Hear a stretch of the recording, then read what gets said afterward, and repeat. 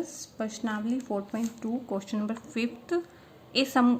एक समकोण त्रिभुज की ऊंचाई उसके आधार से 7 सेंटीमीटर कम है। ऊंचाई आधार से कम है ना, तो हम आधार को मान लेंगे। माना समकोण त्रिभुज का आधार x, तो क्योंकि ऊंचाई जो है उसके आधार से 7 सेंटीमीटर कम है, तो ऊंचाई हो जाएगी x - 7। आधार से कम है, तो आधार अगर x है तो ऊंचाई उससे 7 कम है। मान लो अगर ये 10 होती तो ऊंचाई उससे अगर 7 सेंटीमीटर कम है तो 10 - 7 यानी 3 होती ना। तो इस तरह से आप रिलेट कर सकते हैं। कर्ण हमें कितना दिया हुआ है? 13 सेंटीमीटर। यदि कर्ण 13 सेंटीमीटर हो तो अन्य दो भुजाएं ज्ञात कीजिए। हमें पता है कि समकोण त्रिभुज ऐसा है जिसमें ये लंब कहो या ऊंचाई, लंब ऊंचाई दोनों एक ही बात है, और ये आधार कर्ण। समकोण त्रिभुज में ये 90 डिग्री का कोण होता है। अगर आधार हमें x है, ऊंचाई कितनी हो गई x - 7, कर्ण 13 सेंटीमीटर, तो इस पर पाइथागोरस प्रमेय लगेगा। पाइथागोरस प्रमेय में क्या होता है? कर्ण का स्क्वायर बराबर लंब का स्क्वायर जमा आधार का स्क्वायर। कर्ण कितना दिया हुआ है? 13, तो 13 का स्क्वायर लंब या लंब कह लो या ऊंचाई कह लो, एक ही बात है। तो यहाँ ऊंचाई का स्क्वायर भी लिख सकते थे आप। x - 7 का स्क्वायर यहाँ पे हम लिख देते हैं लंब, ताकि आप इससे रिलेट कर पाएँ। x - 7 का स्क्वायर प्लस x स्क्वायर। अब 13 का स्क्वायर का मतलब है 13 को 13 से गुना किया है हमने। 13 को 13 से गुना किया तो कितना आ गया? 169। x - 7 का स्क्वायर फार्मूला कौन सा लगाया है? a - b का स्क्वायर, जो होता है a square plus b square minus 2ab। a square यानी x स्क्वायर माइनस 7 का स्क्वायर 49 माइनस 2 और इनकी गुना, तो ये बन जाएगा 14x plus x square. x square कितना बन गया? 2x square minus 14x plus 49, ये इधर जाके माइनस 169 आ जाएगा बराबर में 0। 2x square minus 14x। अब ये दोनों नंबर वाले हैं, इनको सोल्व करेंगे तो 49 माइनस 169, दोनों के साइन चेंज हैं तो हम इन्हें घटाएंगे। 169 में से 49 आप घटा लो, साइड में घटा के देख लो चाहे। 169 माइनस 49 ये आ जाएगा 120, वो हम यहाँ पे लिख लेंगे। अब हम क्या देख रहे हैं? 2x square minus 14x minus 120 बराबर में 0 है, तो 2 कॉमन आ रहा है इसमें से। 2 कॉमन ले लो, यहाँ बचा x स्क्वायर। ये 2 सत्ते 14 होता है तो यहाँ 7 बचेगा। 2 छिक्के 12, तो 60 बराबर में 0। अगले स्टेप में क्या होता है? ये 2 इधर जाके डिवाइड हो जाता है, तो हम सीधा लिख सकते हैं x square minus 7x minus 60 बराबर में 0। अब हम इसके फैक्टर ऐसे भी बना सकते हैं, जैसे हमने फर्स्ट क्वेश्चन में किया था कि a 1 है, b कितना है? -7, c -60। तो a को -7 से गुना करेंगे तो गुना हमारी जो फैक्टर हम लेंगे 2, 60 आने चाहिए। उन 2 की गुना 60 आनी चाहिए और उन्हें जोड़ें तो 7। तो इसके लिए हमने 60 के सारे फैक्टर बना के देखे। 1 को 60 से गुना करेंगे, 2 30, ये इसके फैक्टर्स बन रहे हैं सभी। इनमें हम देखते हैं कि जोड़ या घटा 7 कब बन रहा है? 5 और 12 को घटाते हैं तब बनता है। देखो, और तो ये 11 बन गया, जोड़ने में 19, 20 को जोड़ा 3 से 30, ठीक है। तो 5 और 12, वो भी 5 घटा 12। अगर 5 घटा 12 लेते हैं तो -7, 5 को -12 से गुना करते हैं तो -60 आ जाएगा। तो यहाँ पे हम ले लेंगे फैक्टर -7 की जगह 12 - 5 भी ले सकते हैं। माइनस हमने बाहर ले लिया तो 7 बचा, 12 - 5। अब इसको गुना करा तो -12x minus plus 5x minus 60 बराबर में 0।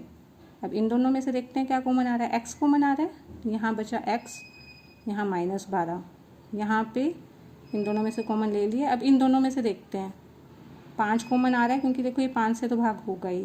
5 कॉमन लिया तो ये x माइनस ये 12 पंचे 60 होता है, तो क्या बचेगा? 12 बच जाएगा बराबर में 0।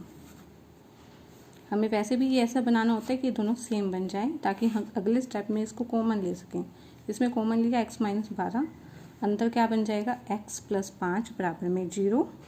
दोनों को अलग अलग 0 के इक्वल रखेंगे। x 12 आ गया और एक x आ गया -5। तो x जो है -5 तो नहीं हो सकता, क्योंकि ये जो x है ये आधार आया है। आधार जो है किसी भी चीज़ का आधार है वो माइनस में नहीं आ सकता। तो हम ये लिख देंगे कि x की वैल्यू ये नहीं हो सकती। तो ऐसे काट के दिखा देंगे।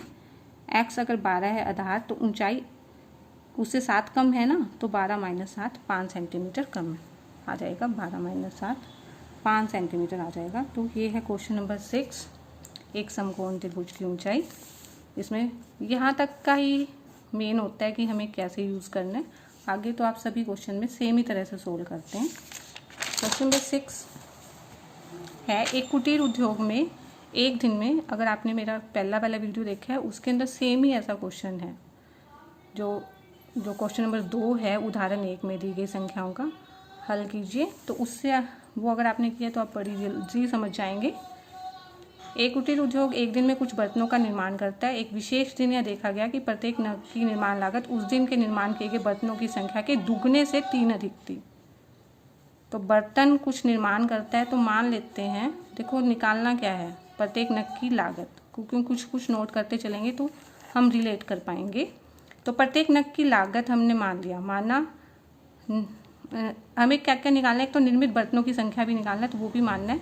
माना कुटीर उद्योग में निर्मित बर्तनों की संख्या, निर्मित बर्तनों की संख्या क्या है, x है, और नग की लागत कितनी है, y मान सकते हैं, लेकिन हमें एक रिलेशन दिया गया है वो देखते हैं। एक विशेष दिन यह देखा गया कि जो निर्माण लागत है, निर्माण लागत जो है क्या है, वो उस दिन जो बर्तन बनाए हैं, निर्माण किए गए हैं, उसके दुगने से 3 अधिक है। उस दिन बर्तन बनाए हैं x, तो उसका दुगना 2x से 3 अधिक, 2x + 3। ठीक है, ये वाला स्टेप समझ में आना जरूरी है। यदि उस दिन की कुल निर्माण लागत ₹90 थी, उस दिन पूरी जो लागत लगी है वो 90 रुपये है। जितने बर्तन बने हैं और एक बर्तन की लागत, इन दोनों को गुना कर देंगे तो x 2x + 3 = 90। ये हम क्यों करते हैं, क्योंकि जैसे मैंने पहले भी उदाहरण दिया था, मान लो एक फैक्ट्री में 5 पेन बन रहे हैं एक दिन के, हम कम संख्या से समझने की कोशिश करते हैं। 5 पेन बन रहे हैं, पेन की संख्या 5 है और एक पेन पे लागत है 4 रुपये। तो उस एक दिन में खर्चा टोटल 20 रुपये आएगा ना उस फैक्ट्री में बनाने का। पेन अगर 5 बन रहे हैं और एक पेन पे 4 रुपये खर्च हो रहे हैं, तो पूरे दिन में 20 रुपया खर्चा आएगा। तो ऐसे ही एक दिन में बर्तनों, जो निर्मित बर्तनों की संख्या x है और एक नग की लागत 2x + 3 है, तो क्या हो जाएगा, इन दोनों की गुना करेंगे x 2x + 3, तो क्या आ जाएगी, पूरे दिन की लागत, उस दिन की कुल लागत प्रश्न के अनुसार 90। तो उसके बाद x से इसको गुना किया, 2x² + 3x, 90 इधर जाके माइनस कर लेंगे, बराबर में 0। कंपेयर कर लेते हैं, a बराबर में 2, b बराबर में 3, c बराबर में -90। और ये द्विघाती सूत्र का हम प्रयोग करते हैं।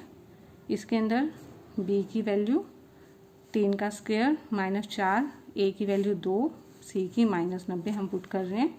-3 + -9 का स्क्वायर, माइनस प्लस, 4 दूनी 8, 720/4, इन दोनों को जोड़ लो, 729। 729 का कई बार तुमने एक्सरसाइज में किया है तो याद ही हो गया होगा, 27 होता है। 729 का वर्गमूल हम ऐसे निकालते हैं तो 27 आ जाता है, कई बार है, और आपको ये याद रख लेना चाहिए।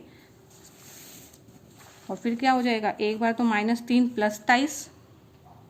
27/4 और एक -3 - 27/4 आ जाएगा। 27 - 3 24/4, -3 - 27 -3 बस 30/4, 4 छिके 24, 2 से इसको काटेंगे 15, 2 से इसको काटेंगे, देखो 2 पे कट रहा है, 2 दूनी 4, 2 पे ये 15, -15/2।